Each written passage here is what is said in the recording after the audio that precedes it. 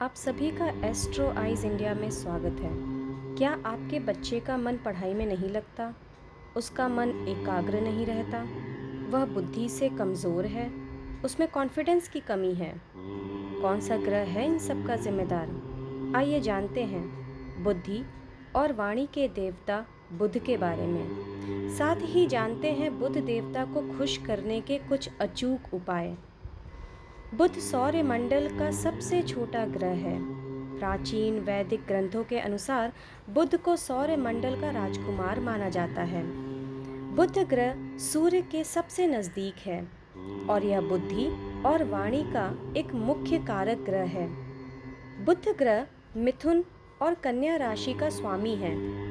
किसी भी व्यक्ति के जीवन पर सभी ग्रह अपनी क्षमता के आधार पर अपनी अपनी भूमिका निभाते हैं। जैसे सूर्य व्यक्ति की आत्मा का प्रतिनिधित्व करता है, चंद्रमा व्यक्ति के मन का प्रतिनिधित्व करता है, इसी तरह बुध ग्रह व्यक्ति के बुद्धि का प्रतिनिधित्व करता है।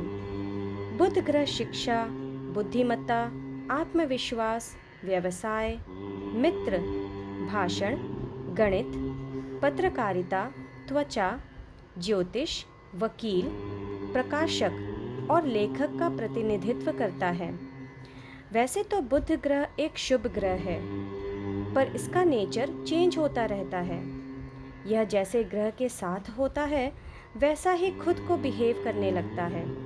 मतलब कि अगर यह शुभ ग्रह के साथ होता है तो शुभ प्रभाव देता है और अशुभ ग्रह के साथ होता है तो अशुभ प्रभाव देता है।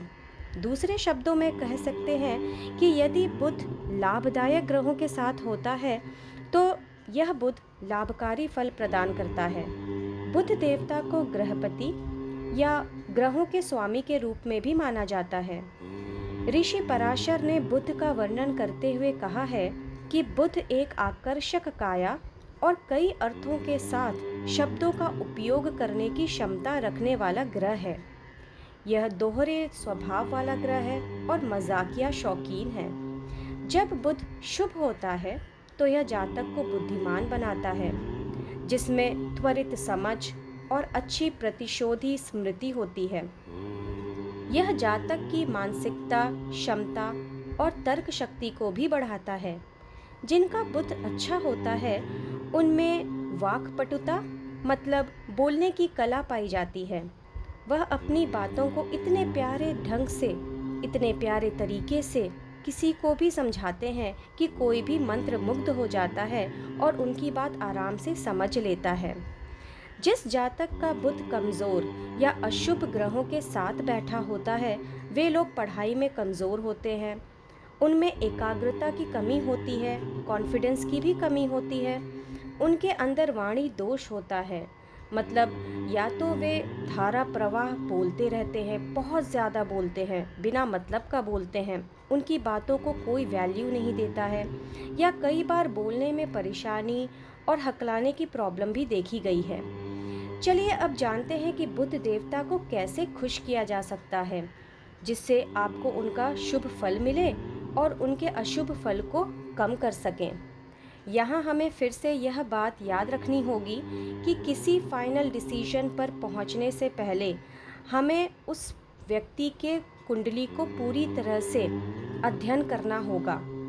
लेकिन फिर भी कुछ ऐसे अचूक उपाय हैं, जैसे जिनका बुध कमज़ोर होता है उन्हें बुध देव की पूजा करनी चाहिए। शुक्ल पक्ष के बुधवार से शुरू करके रोज़ 27 बार मतलब 27 टाइम्स ओम बुम बुद्धाय नमः का जाप करना चाहिए। देवी पार्वती की पूजा करनी चाहिए।